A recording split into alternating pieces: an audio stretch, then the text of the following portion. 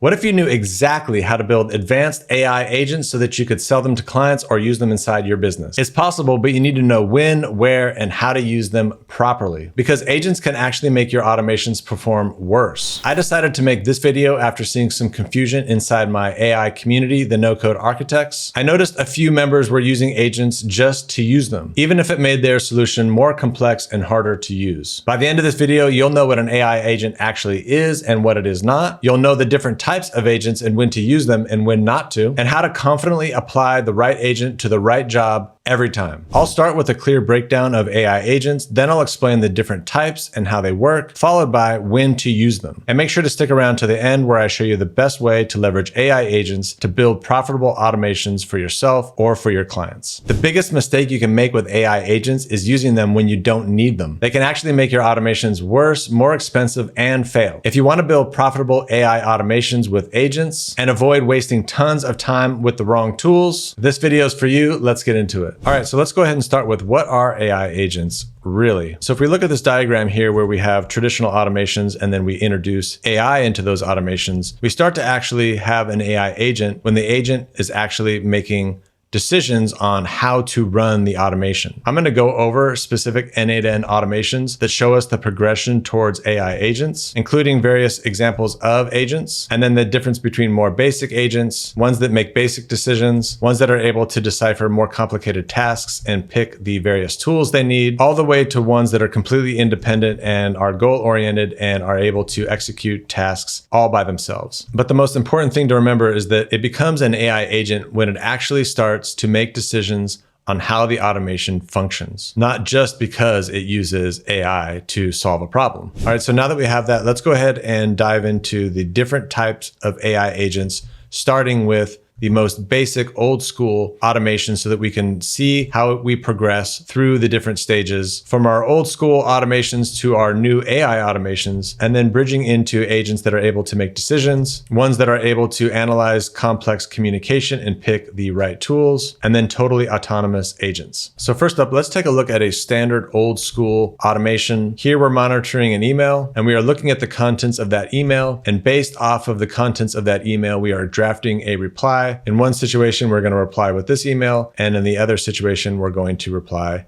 with this email. So now what this automation is doing is it's monitoring my email, and based off of the question, it is routing it to a specific response. So I've got two sample emails here that I emailed to myself from my personal email into my business email. One email is asking for a refund, and the other email is asking for product information on one of my products. So let's quickly step through this automation so that we can compare it against more and more advanced automations as we go. First, it's going to check our email and pull in the most recent email. If we open this up, we'll see that we have an email from a customer that wasn't very happy with the service. And so in order to determine what type of email it is, we have this switch here, which is going to look at the text from an incoming email. And here we can see the contents of that email. Someone wasn't very happy with our service and is requesting a refund. So here in the routing rules for this automation, we have a couple of checks here where we are checking to see if the contents of the email contains a specific string. In this case, we are looking for refund or the name of a product content engine. In this case, the email has a refund,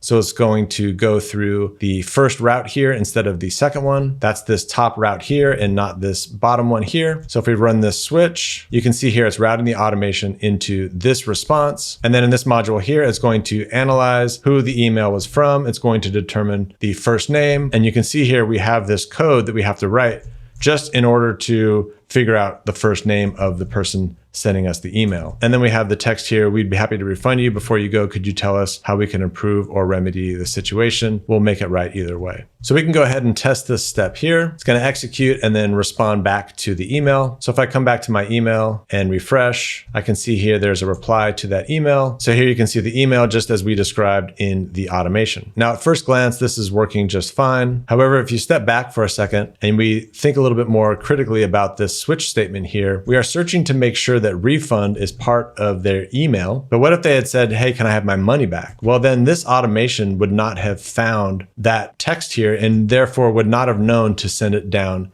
this particular route to respond back to the user. As well, if they were to have mentioned a product name, maybe by initials, if they had said KEDB, which is another way that people talk about the content engine. The full product is Content Engine Database, but sometimes people refer to it as KEDB. Sometimes people use a C instead of a K. Either way, you're starting to see here that in order to get this switch to run properly in all situations, we have to come up with all the different possibilities of how somebody might ask for a refund or reference my product in order for this automation to properly get to the point where it needs to go. And this is typically where these old school automations tend to break down. Once we start to introduce AI to the automation, you'll see here that we have a lot of advantages to hard coding the messages as we did in the old school automation. So let's go ahead and step through this automation just like we did this one here. First, we'll read the email. We can take a look here again where we see somebody was not happy with our service and is looking for a refund. And then we have that switch module, which is looking for whether or not the email is referencing a refund or a product question. So again, we're not using AI to actually make decisions, but if we run that switch statement here, we're going to see that it found the term refund from within the email here. And then based off of that, took that top route here. And now we can use OpenAI to actually craft a response instead of hard coding that into our module here. And this has several advantages in that now the AI is actually able to analyze the email. So if we open this up, we can see that we can ask the AI to analyze the refund email below and craft a reply. So when it crafts that reply, it can actually take a look at the message itself and respond accordingly instead of it being more hard coded. Remember, in the old school automation, it has a reply, and that reply is going to be the same no matter what the original incoming email was. In this situation here, we are able to add AI. It's going to analyze the email. We put the email contents right here. And not only can it analyze the email, but it can also detect the first name. Now, this is a subtle improvement, but let's take a look at our static example again here. Remember here, we actually had to write some code to detect the first name. And if we take a look at the email, the first name here is Stephen, but what if they had put Mr. Stephen G. Pope? Then our original automation here would have detected Mr. as the first name and it would have replied back, "Hi, Mr." With the AI automation, we can have the AI determine what the first name is more dynamically and respond back with that so that it's not necessarily hard coded and detected from that string, but we actually detect it and respond with that along with the message. So now if we come back and then we run this automation here, then we can take a look at the output and we can see that the AI is responding with that first name and the message. So even if I had put Mr. Stephen G. Pope, it would have been able to detect that Stephen is the actual first name. And then it's able to craft a message based off of the actual input. So if they had put some sort of complaint in here that was more specific, the AI would have been able to isolate that and respond accordingly. When you define these responses in the old school automation, it's not able to do that. And then we can simply respond back with the output from the AI, and we can map that into the response email and send it back to the sender. Again, we are not using AI to make decisions on how the automation actually runs. We're just using AI to craft a response. Now, it's when we get into the routing AI agent that we actually start to develop an AI agent. So let's take a look at this example here. As this email comes in from Gmail, we're actually analyzing it before we send it into the switch module. So let's go ahead and step through this automation. We'll go ahead and grab the email. Now let's go ahead and take a look here and see how the automation is working. So it's at this step here where we can actually analyze the email below and determine if it's a general question or a request for a refund. So you can see here that the AI is going to be able to determine whether or not this is a request for a refund or a question. And beyond that, it doesn't matter whether they use the term refund or money back or however they ask it. The AI is smart enough to see that what we're looking for and then analyze the email for anything that is similar to this request. So it doesn't have to be exactly the strings here. It doesn't have to be exactly refund or money back. As long as it can detect that that's what the customer is looking for, it's going to be able to respond and tell the automation that, hey, this customer is looking for a refund. So in the automation here, we can just simply respond back with what type of email it is, whether it's a general request or a request for refund. So let's go ahead and run this automation here. So now we have an output here. We can take a look and we can see that this message is now a refund. So with the most basic AI agents, they're able to actually analyze the inputs and help us figure out where we should go further down in the automation. So when you look at this prompt here, the next step, the switch, can still look for something that is more rigid, whether it's just general or refund, but the AI was able to detect that and gave us a firm answer to run on. So now if we move here into the next switch statement, we can simply ask, did the AI agent tell us it was a refund, or did they tell us it was general?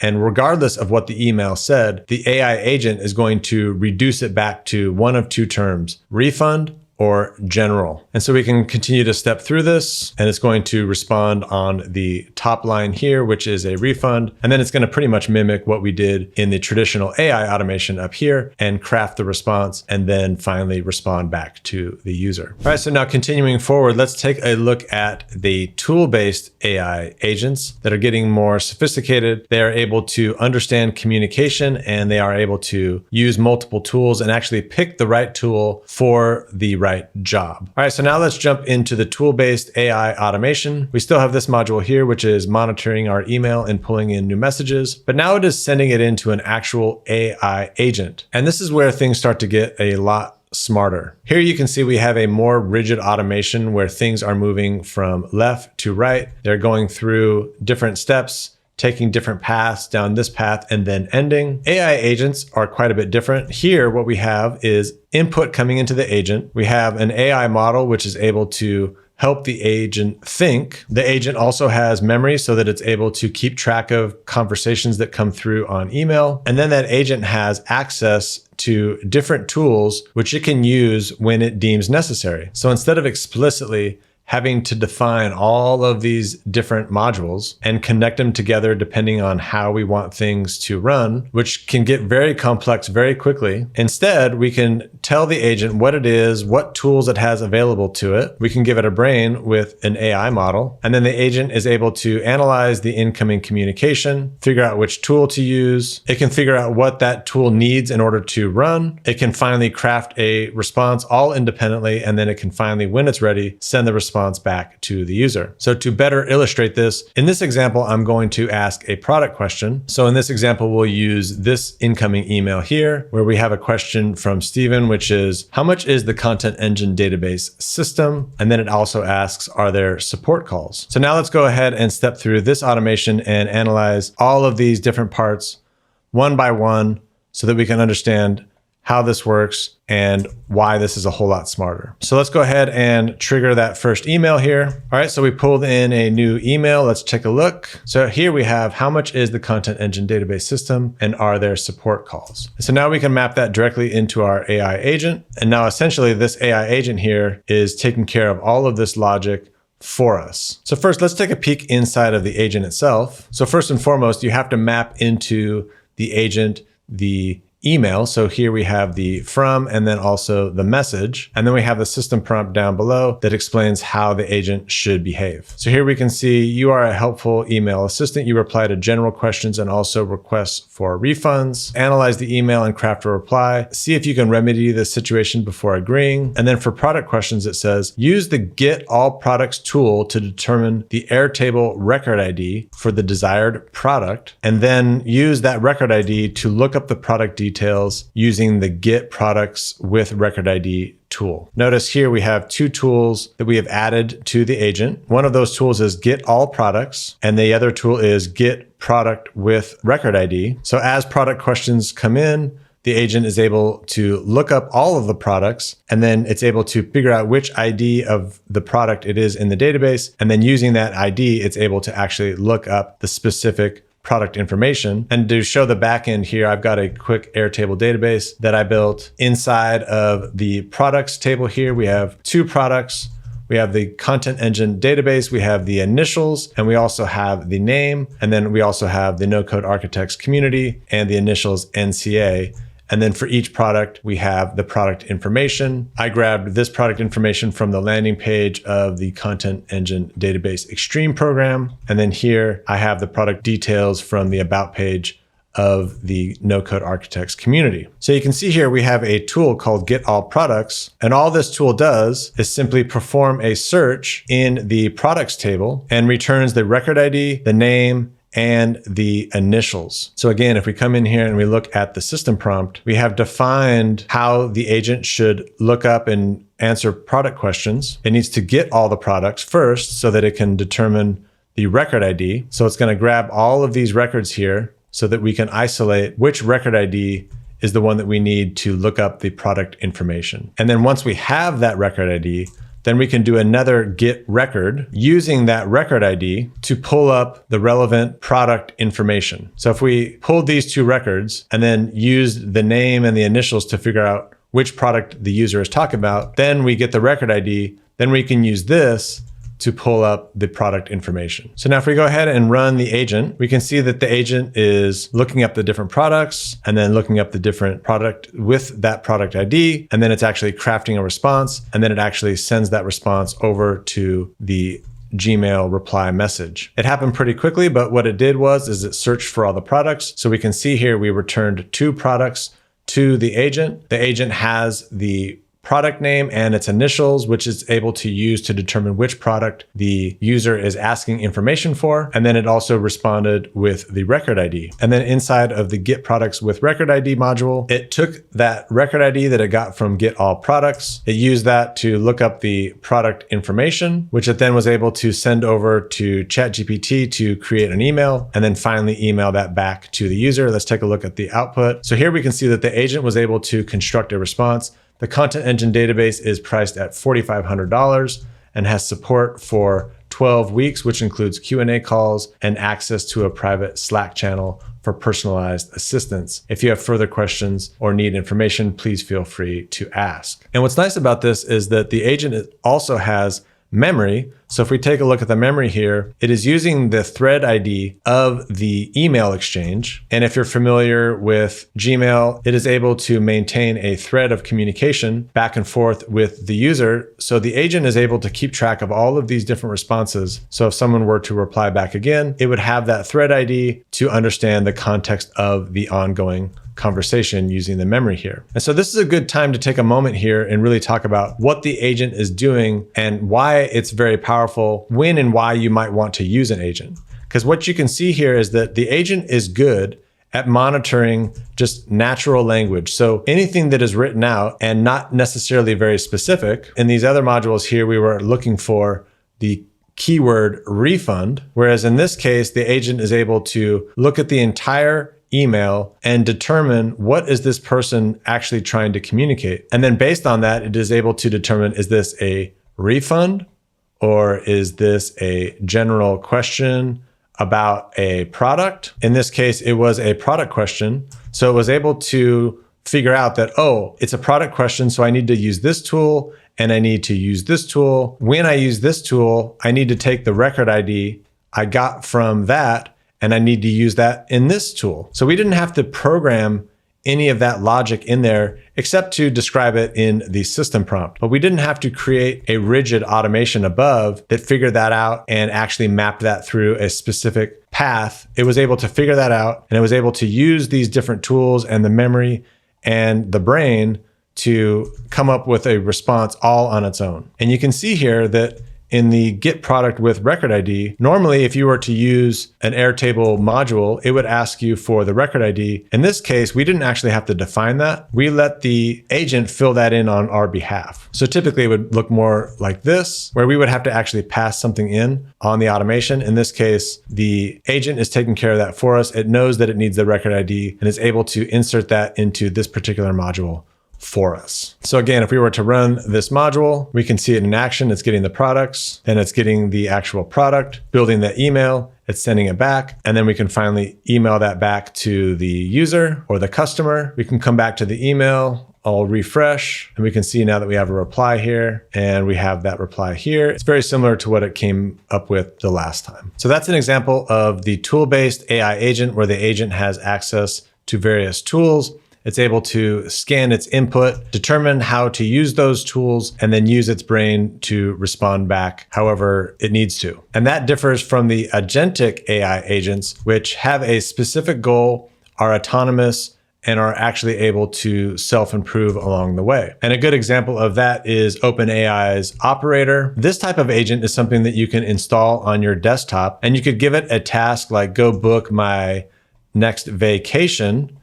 And then what it's going to do is all on its own. It's going to figure out what it needs to do. It's going to design its own tools. It's going to open up all of the different websites that it needs to do. It's going to do this all autonomously without you having to actually define all of these tools like we did here in N8N with the tool-based automation. You don't have to define a system prompt. You don't have to give it a memory. You don't have to define all of these different tools. It's simply going to take your input, open up your browser, and it's going to get to work and try to accomplish the task all on its own. Now, this is really cool, and I think it has a lot of possibilities, but right now, I don't feel like these types of agents are as effective for most people compared to the tool-based AI agent automations. And that's because while these agents are running, if they ever run up against a question that they cannot answer, they are going to stop and ask a question. And they're going to ask for help. They're going to ask you, I'm not sure what to do. How do I get past this point? And you can imagine, depending on the complexity of the original question, this could happen a lot of times. Now, I'm sure these are going to get smarter and smarter and smarter, but there are certain things that they just have to ask you in order to proceed. And when you think about business automations, most of the time when people are building these automations, they are trying to build them one time, and they are trying to get them to run successfully 100% of the time without error to completion without any human intervention. For most business owners, when they spend $1,000 on an automation, they want that automation to provide a return. And for a lot of the people looking for automations right now, that means not having a human do the job. But if you have an agentic agent that is always stopping and asking for input from a human, well, then you haven't really pulled the human out of the loop. That doesn't mean that this type of automation isn't useful or that it won't get better and need less human intervention in the future. But right now, if you're trying to profit off of AI automation, most business owners are looking for automations that are very stable, don't break, and consistently handle their task without any human intervention. And these tool-based AI automations with fewer tools that are more specific are very stable and can complete jobs in a consistent way without having to break down or have errors. All right, so now that we talked about the different types of agents, when do we use an agent or not? Because this was why I made this video, because I saw a lot of people trying to use AI agents when they probably shouldn't. Let's take a look at our tool-based automation and really analyze what is happening here. What the AI agent is doing is it's handling communication between a human. There is an email coming in and it's analyzing that communication, it's figuring out what tool to use, and it's crafting a response. So where these agents work the best is when they're connected up with some sort of chat or communication channel. So you can imagine that these agents are very good at monitoring email, right? Monitor Slack, and they could communicate and help you do tasks through Slack, where you're actually sending it messages from Slack, and then it's able to respond back to you in Slack. Or maybe you could have a conversation with your agent through Telegram, which is an online chatting platform, or WhatsApp. So let's imagine you're on the go, you're in your car, and you don't have access to a screen. You don't want to have to look at anything. You can just open up your Telegram or WhatsApp or your Slack app, and you could just ask it, hey, could you quickly send an email to so-and-so? And in that case, instead of using Gmail, this would be, consider this being Slack or Telegram or WhatsApp. You could send in a message and you could say, hey, could you send an email to my wife that I'm going to be late, right? So now I don't have to actually open up an interface or look at anything. I can just speak into it. I could transcribe it and then send it into the agent. The agent could figure out what tool it needs to use. It could craft the proper response and send that out the other end and execute that. So these AI agents really thrive in a chat-oriented scenario. Or in this case, where there's just an incoming email, it's able to analyze it, pick the right tool, and respond. Or let's say you're out and about and you open up your Slack app and you say, hey, add a reminder to my calendar that I need to pick up the groceries on the way home from work. That way I can take that message and then it could figure out which tool to use. It could add it to your calendar, and then it could respond back to you saying, hey, I took care of that for you. AI agents are good at monitoring human communication, figuring out what is the purpose of this message. It reviews all of it, sums it up, picks the right tool, figures out what that tool needs to succeed. If you're sending an email, not only does it need to know that you need to send an email, but it needs to know who to email. So the agent is able to communicate back and forth to figure out these different pieces of information so it can solve the problem and respond through human natural language communication. So it's going to work best when it's working with something that has natural language in it, English that it can monitor, like your email, like Slack, like Telegram. And so when you're starting to think about how do I use an agent or not, you really want to think about how is the user interacting with my automation? Is it through some sort of chat interface, which is inherently convenient to do through that type of interface or not? Let's imagine that I'm at my computer where I have a desktop and I have a big screen just like I do here with all of my email. If I'm here at my desk with my big monitor, with my keyboard, with my mouse, the most effective way for me to view my email and respond is through this app. I would rather do it through this app because if I have my mouse and my keyboard and my screen here, it's going to be easier for me to write an email and see all my emails and look at my sent emails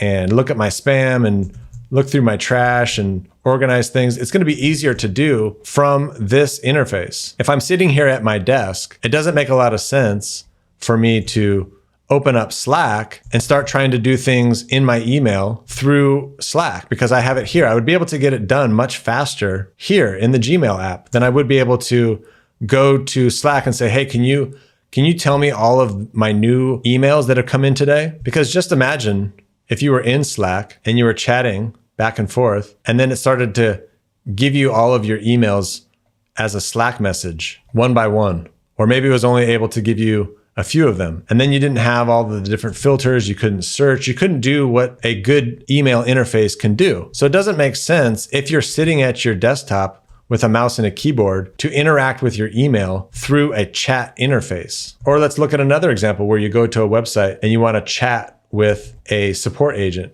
Well, that's a chat-like interface. So an AI agent would be great for a website chatbot. So in the end, it comes down to user interface. How is the user interfacing with the agent? In this case, if I want to open this email, I can see it. I can click on it. This is the most efficient way to use email on your desktop. Now, if I'm driving in my car, right, and I don't have access to my desktop and I can't look at my phone, I can't open up my phone app and actually read my email, it might be really convenient to open up WhatsApp, which is a chat interface with a voice note. I could ask it, hey, what's the last 3 emails that have come into my inbox? And then that AI agent would be able to go and use a tool to look up those 3 messages. And then it could respond to you with a voice message in a way that would be convenient to you in the car because you wouldn't want to read your screen. You would much rather have it say, hey, we've got 3 new email messages. One is from your wife or your husband. One is from a